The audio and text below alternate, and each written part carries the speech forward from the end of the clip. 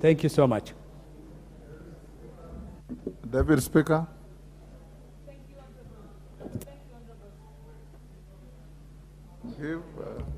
Thank you, Honorable Speaker, for the opportunity to stand in support of Honorable Ibrahim Sanei's petition to seeking the ban of the use of asbestos building materials in our, roofing materials.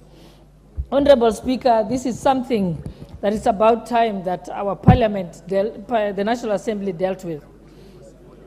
It is clear that nobody is using asbestos for new buildings, but the asbestos that exists as roofing materials are materials that were used in old buildings during a time when science had not confirmed that asbestos causes cancer. This has since been confirmed by peer-reviewed world science, and what remains is for us to remove those materials from our buildings. We find that in commercial buildings or buildings that are for rent, because the tenants refuse to move into the building unless they change the buildings, that the landlords are changing the buildings. But the biggest crisis is in our public buildings. And I can confirm without this that Pioneer Sub-County Hospital in Uasin Gishu has asbestos roofing from colonial times.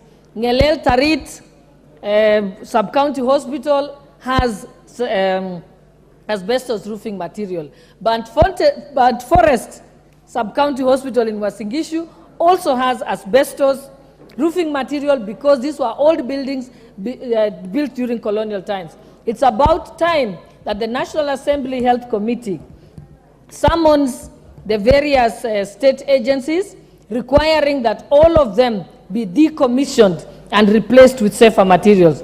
Honorable Speaker, I think members of this House will remember that in the last Parliament, I did bring a petition seeking the ban of 267 types of pesticides that have been confirmed to cause cancer, that in fact farmers in the US have each been paid $250 million as damages for developing cancer as a result of exposure to those pesticides.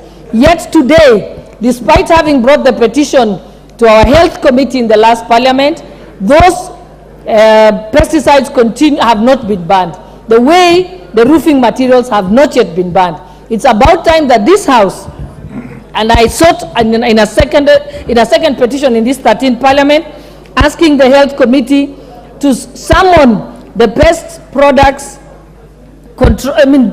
Control Products Board to come to this House to explain why they have not taken measures to remove those items off our market, and they continue to fail this time. I had a subsequent petition seeking the removal from office of all the board members of the Pest Control Products Board for failure to remove the dangerous products off our market, despite the fact that they are banned in Europe and the US, but they are permitted to be manufactured in those countries for export to countries like Kenya that are foolish enough to allow them in our market.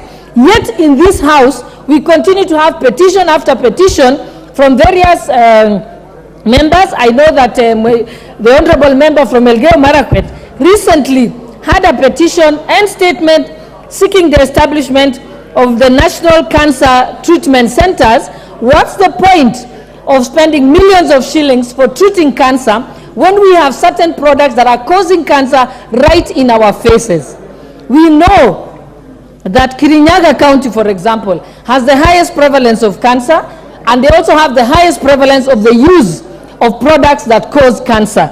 Yet we continue to give money for the treatment of cancer. Why don't you start with the prevention of cancer? So with those few remarks, Honorable Speaker, I wish to support the member for Wajir North, Honorable Ibrahim Sanei, on this petition that this House is challenged to begin to take extreme stern action to save lives of Kenyans. Thank you, Honorable Speaker, for the opportunity. Member for Jomvu. Asante sana Mheshimiwa Spika, hata mimi nimesimama kuunga mkono petition hii ya Mheshimiwa Ibrahim Sane, kwa sababu Mheshimiwa Spika, jambo hili linajulikana sana, na nikisema hivyo mfano mzuri Mheshimiwa Spika